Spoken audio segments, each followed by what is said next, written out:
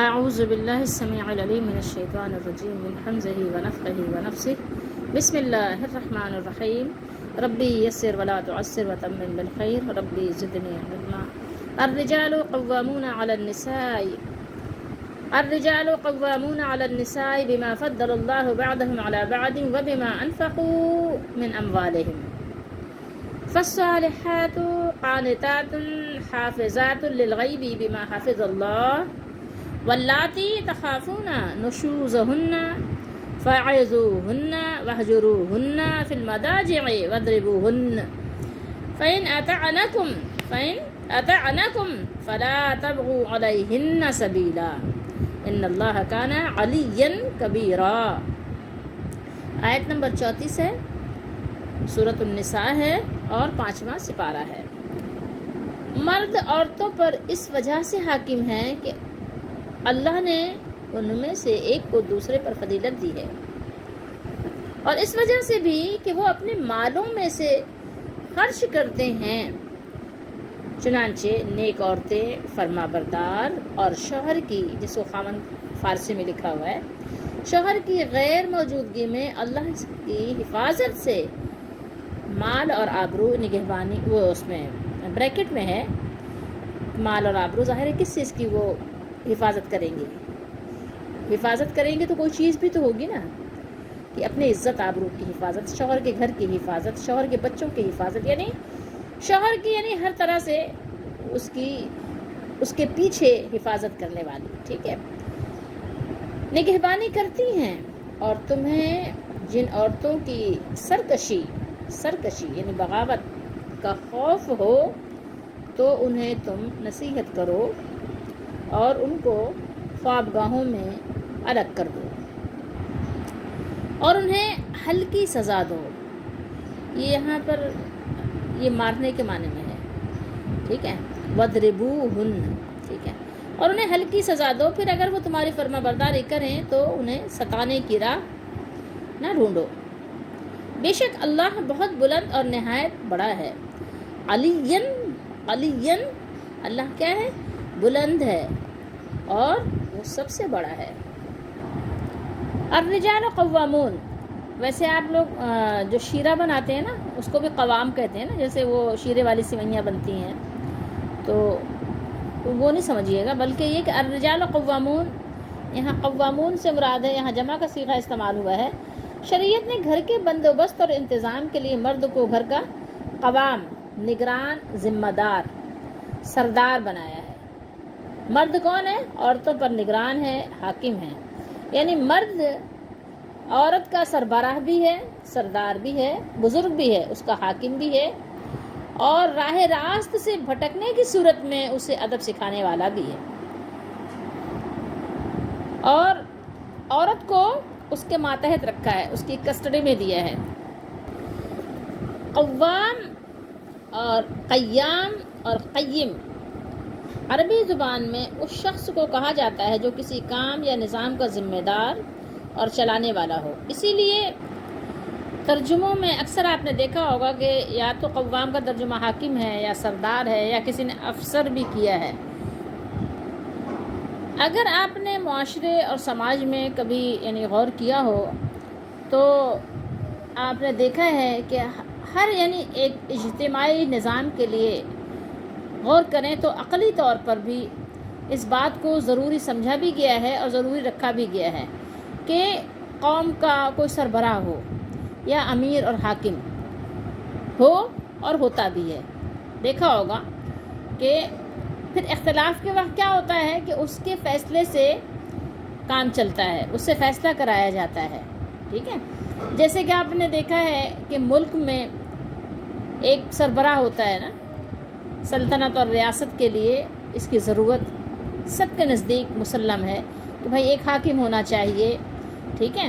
بہت سارے وزیر ہوتے ہیں لیکن ایک وزیر اعظم ہوتا ہے، تو یہ سب کے نزدیک ہے۔ اسی طریقے سے قبائلی جو علاقے ہیں تو قبائلی نظام میں بھی اس کی ضرورت ہمیشہ رہی، اور وہاں پر بھی یہ نظام چلتا ہے، اور کسی ایک شخص کو قبیلے کا سردار اور حاکم بنایا جاتا ہے اور پھر اس کی حاکمیت کو تسلیم کیا جاتا ہے۔ اسی طریقے سے گھریلو زندگی اور گھریلو نظام میں بھی، یعنی جس کو ہم خانہ داری کہتے ہیں، گھریلو نظام کیا کہتے ہیں، یعنی خانہ داری اور شادی خانہ آبادی، تو اس میں بھی ایک امیر اور سربراہ کی ضرورت ہے۔ عورتیں ہیں، بچے ہیں، اور کبھی اور بھی دیگر بھی رشتے ہوتے ہیں۔ تو اب یہ ظاہر ہے کہ ایک چھوٹا سا جو گروپ ہوتا ہے گھر کا، تو اس کام کے لیے بھی اللہ تعالیٰ نے مردوں کا انتخاب فرمایا اور مردوں کو منتخب فرما کر ان کے لیے علمی اور عملی قوتیں بنسبت عورتوں کے ان کے اندر زیادہ اللہ تعالیٰ نے رکھی ہیں۔ آپ دیکھیں تو علمی لحاظ سے بھی مرد جو ہے وہ عورتوں کے مقابلے میں زیادہ یعنی سوجھ بوجھ شعور رکھنے والے ہوتے ہیں، اور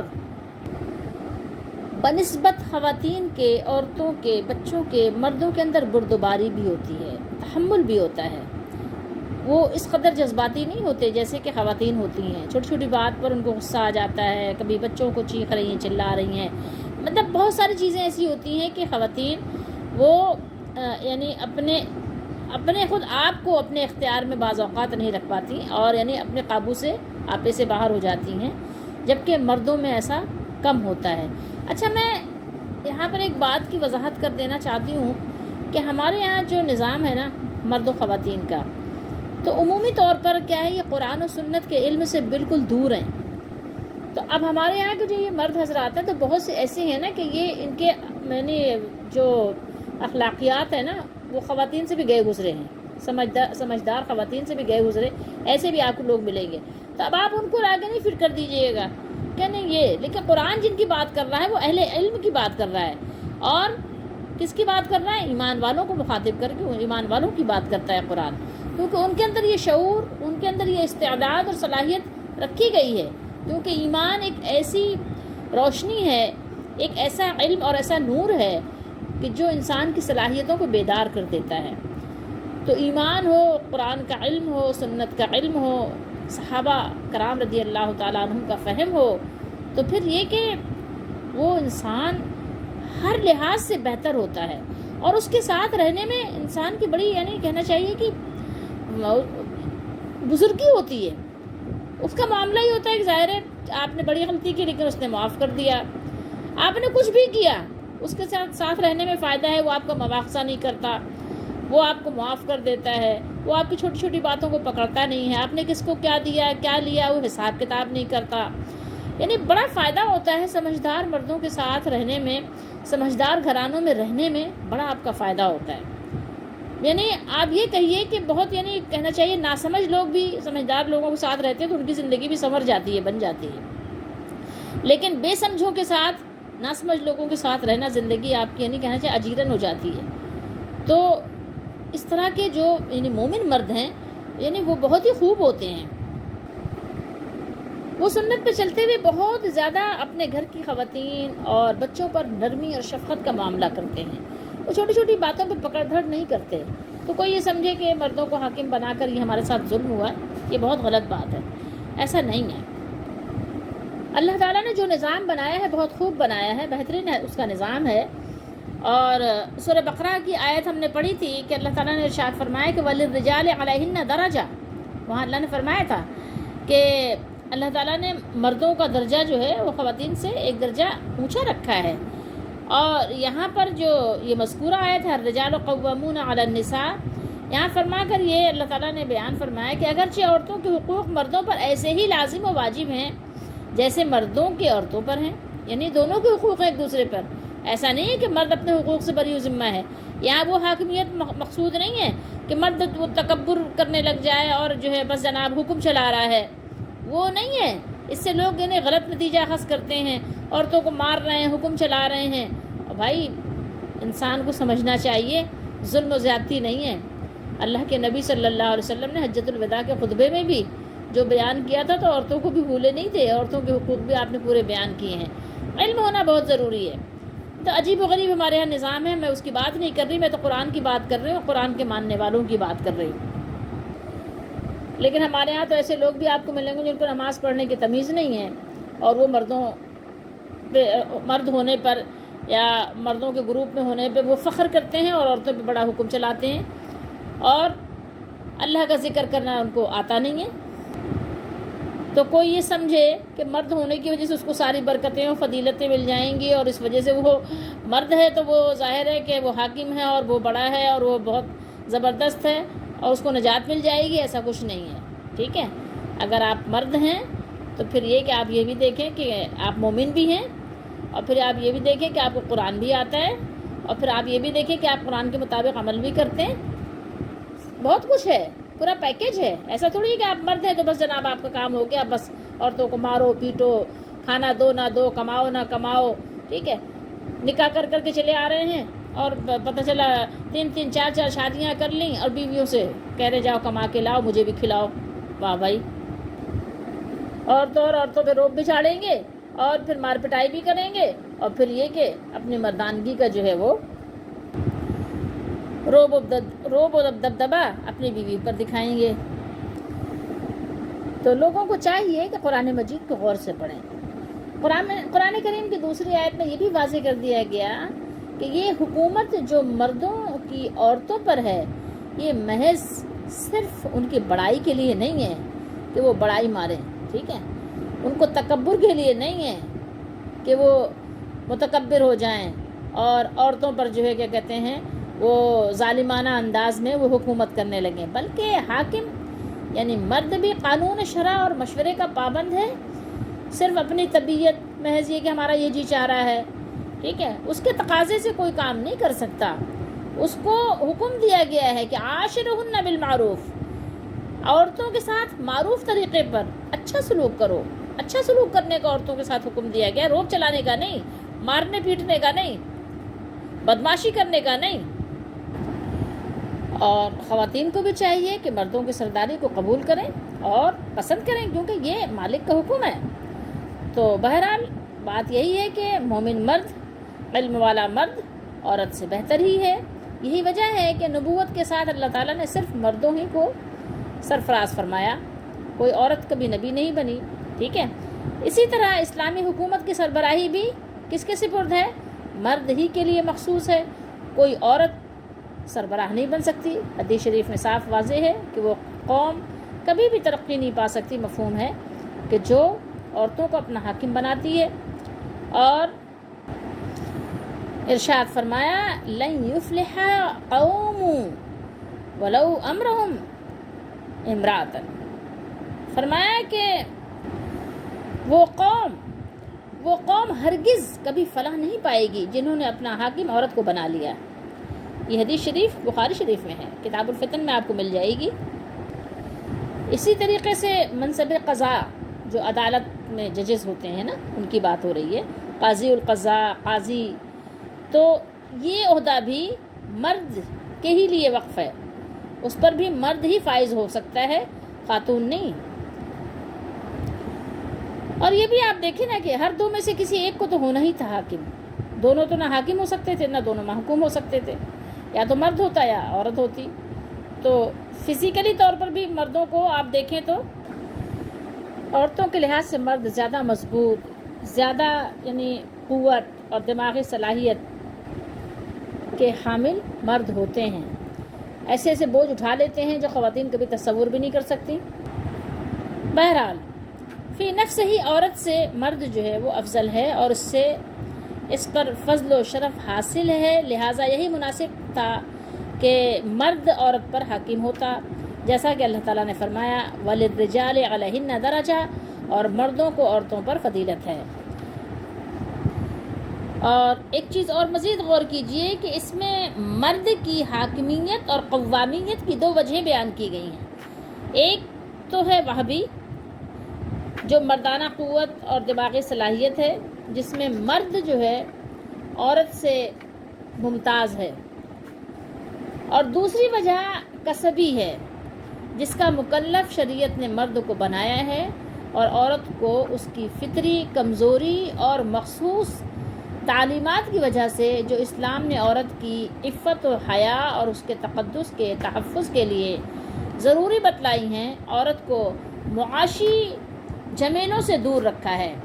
عورت کی سربراہی کے خلاف قرآن کریم کی یہ نص قطعی بالکل واضح ہے، جس کی تائید صحیح بخاری کی اس حدیث شریف سے ہوتی ہے جس میں نبی کریم صلی اللہ علیہ وآلہ وسلم نے ارشاد فرمایا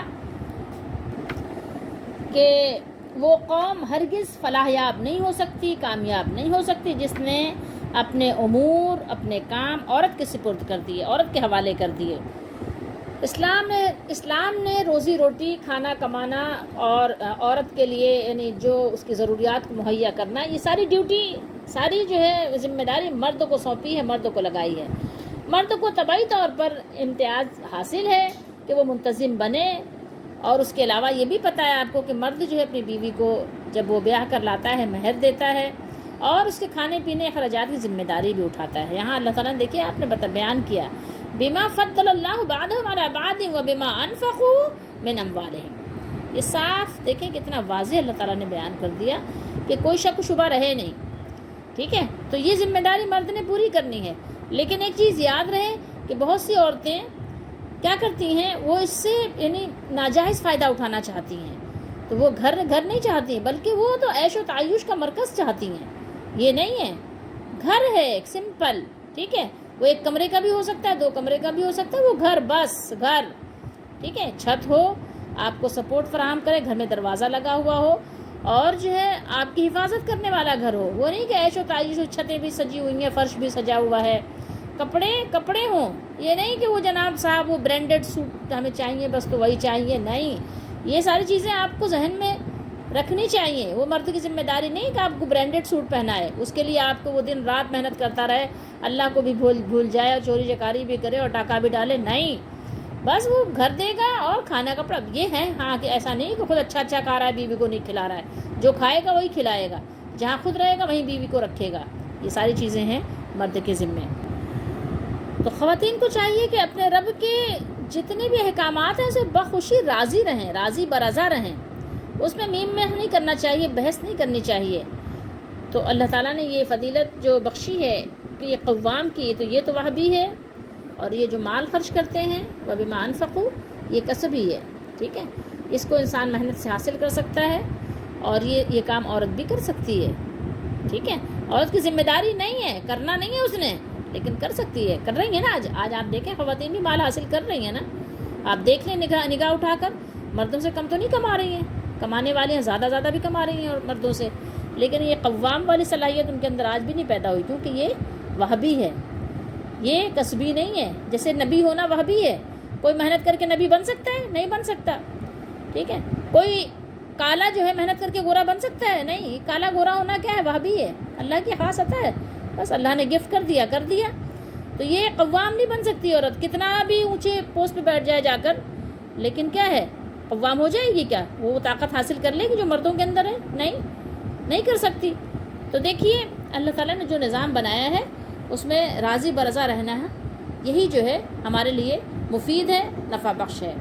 کسی چیز کی ضروریات کو مہیا کرنے والے اور نگہبانی کرنے والے، حفاظت کرنے والے کہ آپ حوالے ہو جائیں تو آپ کا بڑا فائدہ ہے، اس میں آپ کو کوئی نقصان ہے نہیں، ٹھیک ہے؟ جیسے کہ اللہ تعالیٰ نے ہمارے اور آپ کے لیے مردوں کو مقرر کیا ہے۔ آپ نے دیکھا ہوگا دنیاوی نظام میں بھی کہ جیسے فوج ہے، ایک ادارہ فوج کا ہے، تو فوج کا کیا ہوتا ہے؟ ایک کمانڈر ہوتا ہے نا، اسی طریقے سے آپ دیکھیں کہ ہر ملک میں ایک فرما روا ہوتا ہے، ایک بادشاہ ہوتا ہے، ایک وزیر اعلیٰ ہوتا ہے ہر صوبے کا، ٹھیک ہے؟ تو یہ ساری چیزیں کیا ہیں؟ سب ضروری ہوتی ہیں جو نظام کو قائم رکھتے ہیں۔ اسی طریقے سے فوج اور رعایا اس کے حکم کی تعمیل کرتے ہیں نا، اسی طرح گھر کی ریاست کا بھی ایک حاکم اعلیٰ ہونا چاہیے جو گھر کی تمام ضروریات کا کفیل اور اس کی خوشحالی کا ذمہ دار ہو اور اس کے احکام کی اطاعت کی جائے، ورنہ گھر کی یہ مختصر مگر اہم ریاست کا سکون اور اطمینان برباد ہو کر رہ جائے گا۔ تو اب سوال یہ پیدا ہوتا ہے کہ یہ ذمہ داری کس کو سونپی جائے اور اس بار گراں کو اٹھانے کی بہترین صلاحیت کس میں ہے، یہ بھی دیکھنا ہے نا۔ اچھا، اس کے 2 ہی امیدوار ہیں، میں نے آپ کو اس سے پہلے بھی ابھی بتایا نا، 2 امیدوار ہیں، ایک عورت ہے ایک مرد ہے، ٹھیک ہے؟ ایک کو جیسے ہم کبھی ماں کہتے ہیں، ایک کو باپ کہتے ہیں۔ تو قرآن حکیم نے جو آپ کا بابا ہے اس کو اس ذمہ داری کا اہل قرار دیا ہے، میں نے اور آپ نے تو نہیں دیا نا، کسی انسان نے تو نہیں بنایا یہ قانون، جو ہمارا پیدا کرنے والا مالک ہے، خالق ہے، اسی نے بنایا ہے۔ اور ساتھ ہی وجہ بھی بتا دی ہے کہ اس میں دو خوبیاں ہیں، ایک وہ بھی ہے میں نے جو بتایا جو اللہ کی طرف سے ہے، اور دوسری کسبی ہے جو کسب کر کے انسان کوشش کر کے بھی حاصل کر سکتا ہے۔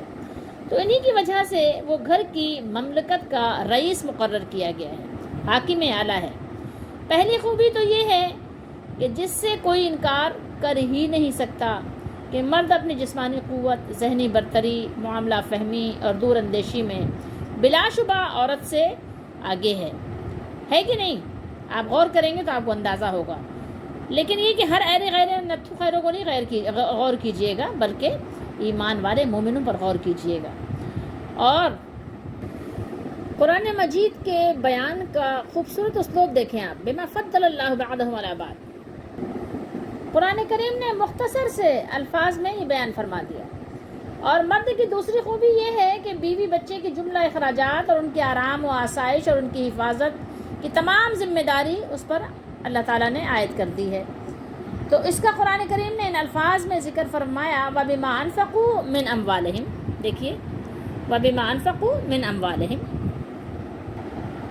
تو اسی لیے مرد اپنی فطری اور کسبی برتری کے باعث ان چیزوں کا یا کہیے یا گھر کے حاکم ہونے کا مستحق ہو گیا کہ وہ گھر کی ریاست کا امیر ہے۔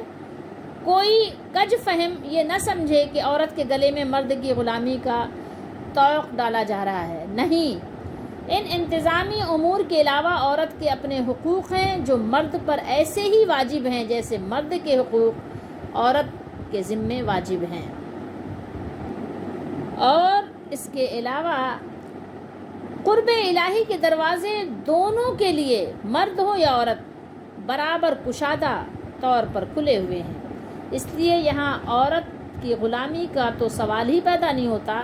حقیقت یہ ہے کہ عورت کو جو مقام اسلام نے معاشرے میں دیا ہے اس کی کوئی مثال کوئی دے نہیں سکتا۔ اور ویسے کوئی آنکھیں بند رکھنے پر بھی ادھار کھائے بیٹھا ہو تو چشمہ آفتاب کے نور سے نفع تو وہی اٹھائیں گے جن کی آنکھیں روشن ہوں۔ خیر، ہم تو اپنے رب کے ہر حکم پر راضی ہیں اور اپنے دل کی خوشی اور برضا و رغبت راضی ہیں۔ اب آئیے دیکھیے فالصالحات قانتات حافظات للغیب بما حفظ اللہ۔ یہاں سے بات کرتے ہیں نیک صفت جو خواتین، نیک عورتوں کی صفات جو اللہ تعالیٰ نے بیان فرمائی ہیں، اور اس کی وضاحت حدیث شریف سے بھی ہوتی ہے۔ نبی کریم صلی اللہ تعالیٰ علیہ وآلہ وسلم نے ارشاد فرمایا کہ بہترین بیوی وہ ہے جسے جب تم دیکھو تو کیا ہو، خوش ہو جاؤ، مسرور ہو جاؤ، اور جب اسے حکم کرو تو وہ تمہاری اطاعت بجا لائے، اطاعت کرے، فرما برداری کرے۔ اور جب تم کہیں پر چلے جاؤ، غیر حاضر ہو، تو تمہاری غیر حاضری میں اپنی عزت کی، اپنی عفت کی اور تمہارے مال کی حفاظت کرے۔ ایک مسلمان خاتون کو جن خوبیوں سے آراستہ ہونا چاہیے اور جن پاکیزہ صفات سے ان کو متصف ہونا چاہیے اس کا ذکر کتنے خوبصورت اور دل نشین کلمات میں کیا گیا ہے۔ بیوی کا اس سے بلند معیار تصور ہی نہیں کیا جا سکتا۔ خود سوچئے اسلام ایک بیوی سے کیا توقع رکھتا ہے اور اس طرح اس کے مقام کو کتنا بلند کر دیتا ہے۔ اور اس مرد سے بھی زیادہ کوئی خوش نصیب نہیں ہو سکتا جس کی رفیق حیات ان خوبیوں کی مالک ہو۔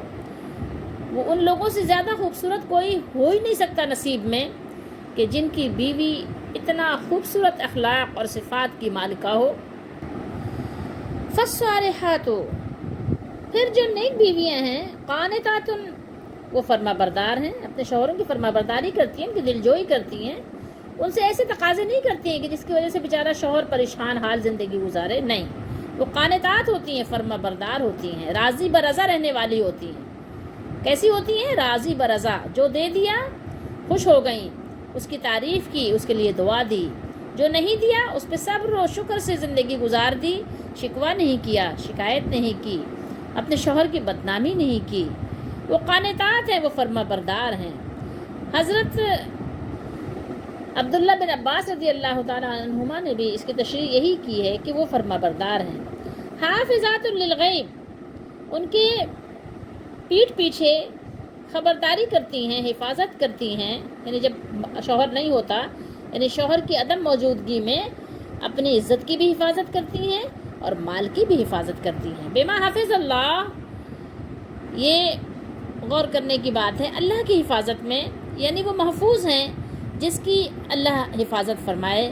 یعنی یہ کام آسان نہیں ہوتا، اتنا آسان بھی نہیں ہے جتنا ہم نے سمجھ رکھا ہے، اور فی زمانہ فی الوقت تو یہ بہت ہی مشکل بات ہو گئی ہے کہ اس طرح کی خواتین کا ملنا کہ جو اتنی یعنی زبردست ہوں، اتنی فرما بردار اور حافظات، قانتات، اس طرح کی خواتین کا مل جانا بھی تو ایک بہت بڑا اس زمانے کا آپ کہیے کہ وہ ہے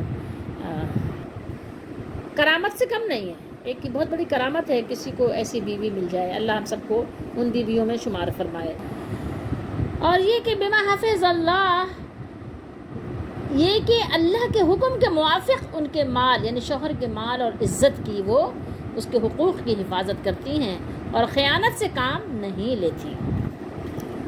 احسان کا بدلہ احسان سے لیتی ہیں۔ شوہر نے ان کے ساتھ احسان کیا ہے، ان کو اپنے گھر میں رکھا ہے، ان کو عزت دی ہے، اس سے محبت کرتا ہے اس کا شوہر، تو اس کا بدلہ وہ خیانت سے نہیں دیتی، اس کا بدلہ وہ بدسلوکی سے نہیں دیتی، دل آزاری سے نہیں دیتی کہ شوہر کے پیچھے وہ کچھ اور کر رہی ہیں کہ اگر شوہر کو معلوم ہو جائے تو وہ بیچارہ اپنی جان سے گزر جائے۔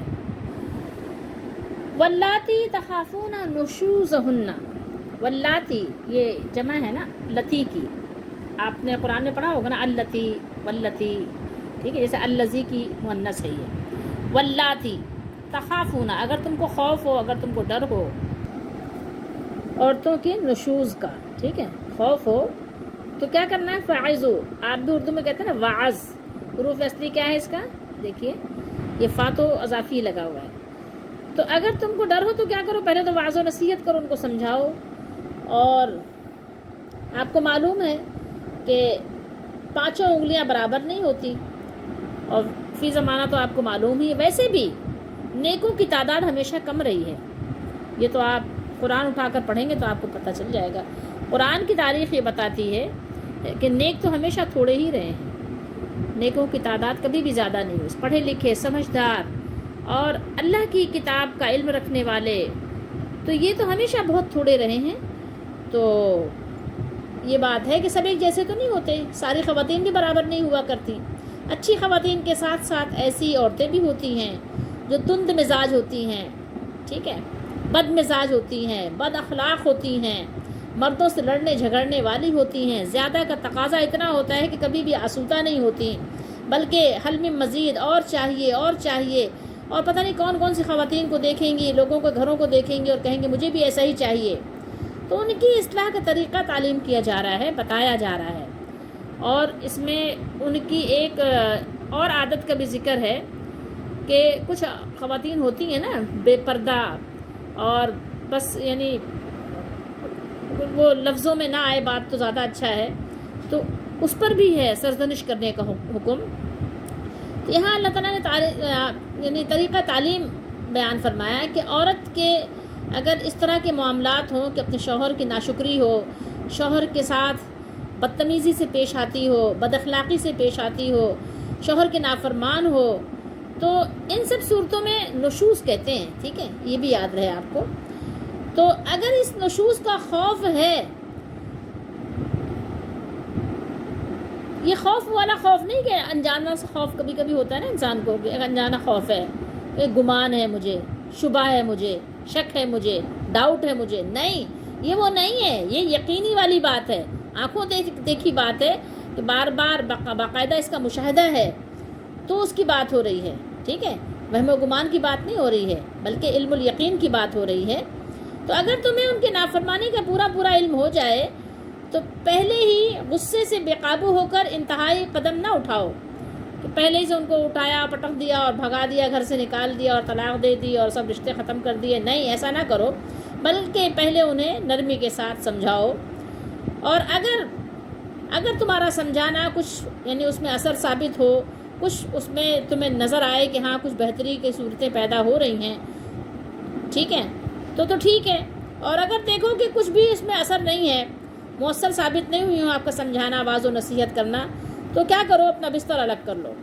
رات کو اپنے خواتین سے الگ ہو جاؤ، ہجرت کر لو. وَاهْجُرُوهُنَّ، ہجرت کرو ان سے. ہجرت جیسے ایک شہر سے دوسرے شہر ہجرت کر کے جاتے ہیں نا، یا ایک ملک سے دوسرے ملک ہجرت کرتے ہیں، اسی طریقے سے اپنے کمرے سے ہجرت کر لو. جہاں خاتون سو رہی ہیں نا، وہاں سے ہجرت کر جاؤ، وہاں سے نکل جاؤ، ٹھیک ہے، الگ ہو جاؤ. اپنے خوابگاہوں کو الگ کر لو، اپنے بستروں کو ان سے الگ کر لو، کہ اگر اس کو تم سے محبت ہوگی نا تو یہ اس کے لیے بہت بہت بڑی سزا ہوگی. اگر محبت ہوگی تو اپنے آپ کو سدھارنے کی کوشش کرے گی. بس خاموشی کے ساتھ واعظ و نصیحت کرنے کے بعد اگر اثر اس نے قبول نہیں کیا تو اس سے ہجرت کرو، نکل جاؤ اپنے کمرے سے، ٹھیک ہے، یا اس کے کمرے سے، اور کہیں اپنا الگ بستر بچھا لو اور وہاں جا کے سو، وہاں آرام کرو. اور اس کے علاوہ ایک کام اور کرو، جو محبت بھری باتیں کرتے تھے نا اس سے دل لگی کی، وہ بھی چھوڑ دو، اس کو ترک کر دو. وہ عورت جس میں شرافت کی ذرا سی بھی حص ابھی باقی ہے، ابھی زندہ ہے، وہ اس سزا کو، اس سرزنش کو سمجھ جائے گی. اگر بالکل پھوڑ نہیں ہے، بالکل بدعقل بے شعور نہیں ہے تو سمجھ جائے گی، اور ضرور اپنی اصلاح کرنے کی کوشش کرے گی اور اصلاح کر لے گی. لیکن اگر یہ طریقہ کار بھی مفید ثابت نہ ہو تو پھر تم اس کو مار بھی سکتے ہو. یہ مار وہ نہیں ہے کہ اپنا غصہ آیا جناب سب بیوی پہ آگے اتار دیا، ٹھیک ہے، یا شہر بھر کا کہیں سے لڑ جھگڑ کے آیا ہے، کہیں کوئی غصہ ہے، بیوی نے کہہ دیا بھائی یہ چیز نہیں ہے گھر میں، یہ چاہیے تھی، اٹھایا، جو ہاتھ میں آیا مارنا شروع کر دیا. یہ نہیں ہے، ٹھیک ہے، یہ اس وجہ سے نہیں مارنا ہے. قرآن نے جو سمجھایا ہے تو اس سے کوئی غلط مطلب نہ لے اور الٹی سیدھی باتیں نہ کرے، بلکہ قرآن کے سمجھانے کو سمجھے. تو ہلکا پھلکا سا تم کیا کر دے سکتے ہو، وَاضْرِبُوهُنَّ، یعنی ہلکا پھلکا سا تم ان کو جو ہے مار بھی سکتے ہو، سرزنش کر سکتے ہو. لیکن ایسی جگہ حدیث شریف میں موجود ہے کہ جو ان کو تکلیف نہ دے، جیسے جہاں پر گوشت زیادہ ہوتا ہے جسم میں، اس جگہ پر، یہ شولڈر ہیں، جیسے کہ جو یعنی جو تھائی وغیرہ ہے، ایسی جگہوں پہ تھوڑا بہت آپ ان کو ٹیپ وغیرہ لگا سکتے ہو. اور یہ ایک شریف عورت کے لیے بہت بڑی بات ہے کہ اس کا شوہر اس کو ٹیپ لگا دے. ایسے نہیں، مذاق میں نہیں، غصے میں اس کا شوہر اگر اس کو ایک ٹیپ لگا دے نا، کہ مر جانے کے مقام ہے عورت کے لیے، بیوی کے لیے بالخصوص، کہ یہ تو اتنی بڑی اس کی بے عزتی ہے نا کہ میرے شوہر نے مجھے مطلب یعنی ٹیپ لگائی تو وہ میرے شوہر نے مجھے مارا، مطلب یہ ایک بات یہی ایک بالکل مر جانے والی بات ہے کہ یار اس سے بہتر کہ مر جاتی میں، کہ میرے شوہر نے مجھے مارا. عزت دار کی بات ہو رہی ہے، تو یہ ایک بہت بڑی یعنی چوٹ ہے. تو ہلکا پھلکا سا اللہ نے فرمایا ہے، یعنی وہ ساری باتیں کہ اگر یعنی اس کے اندر کوئی صلاحیت ہے تو وہ کھل کر سامنے آ جائے گی بات، اور نہیں تو پھر ایسی عورت کو رکھنے کا کیا فائدہ جس کے اندر کچھ حص ہی نہیں ہے، کوئی سمجھ ہی نہیں ہے، بلکہ یہ کہ وہ یعنی بکری اور بھیڑ کی طرح ہے بالکل سے، کہ جو بھی کرو وہ اپنے رنگ میں رنگی ہوئی ہے. اور مارنے کے لیے وہ چیزیں نہ اٹھائیں جس سے آپ اپنے جانوروں کو مارتے ہیں، ٹھیک ہے، بتکے ہوئے جانوروں کو، جو گھوڑے کو مار رہے ہیں، بھینس کو مار رہے ہیں، بلکہ کیا، جیسے پینسل لے لیں، ٹھیک ہے، یہ پینسل ہے، پینسل سے مار دیا. یا یہ کہ آپ مسواک لے لیں، مسواک سے ایک دو مسواک لگا دی، اور ایک دو ایسے دو انگلیوں سے ٹیپ لگا دی، اور آنکھیں غصے سے اوپر چڑھی ہوئی ہیں، مطلب تھوڑا سا انداز آپ کا ایسا ہو کہ جس سے وہ سمجھے کہ ہاں یہ غصے والا معاملہ ہے، کوئی پیار والا نہیں ہے. پھر مزید آگے اللہ نے بیان کیا، فَإِنْ أَطَعْنَكُمْ فَلَا تَبْغُوا عَلَيْهِنَّ سَبِيلًا، تو پھر اگر وہ تمہاری فرما برداری کریں، فرما بردار ہو جائیں، تو انہیں ستانے کی راہ نہ ڈھونڈو. پھر ان کو یعنی بلا وجہ تنگ نہیں کرو. ایسے مرد بھی تو ہوتے ہیں نا، تو ان کو بتایا جا رہا ہے کہ نہیں، بلا وجہ تنگ کرنے کا تم نے بہانہ ہے، وہی باتیں یاد دلا رہے ہو پچھلی، کہ پہلے تو میں نے ایسے کیا تھا، یہ کیا تھا، وہ کیا تھا، وہی یاد دلا کے تنگ کر رہے ہو. نہیں، اب بلا وجہ کی فضول حرکتیں نہیں کرو، بلکہ اگر وہ سدھر گئی ہے عورت، اپنی سرکشی یعنی اپنی جو یعنی اس کی جو بے تمیزی والی عادتیں تھیں، اس نے اس کو چھوڑ دیا ہے، اب وہ باز آ گئی ہے اور اپنے شوہر کی فرما بردار بن گئی ہے، تو پھر اب شوہر پر بھی لازم ہے کہ وہ اپنے پہلے رویے کو، جو اس نے کیا تھا، بستر الگ کر لیا تھا، پیار محبت کی باتیں نہیں کر رہا تھا، تو اب وہ اپنے رویے کو بدل دے اور اس پر پھر ہاتھ نہ اٹھائے، دست درازی سے باز آ جائے، ٹھیک ہے، بالکل بھی نہیں، بلکہ اپنے رویے کو پھر پیار و محبت سے بھرپور کرے۔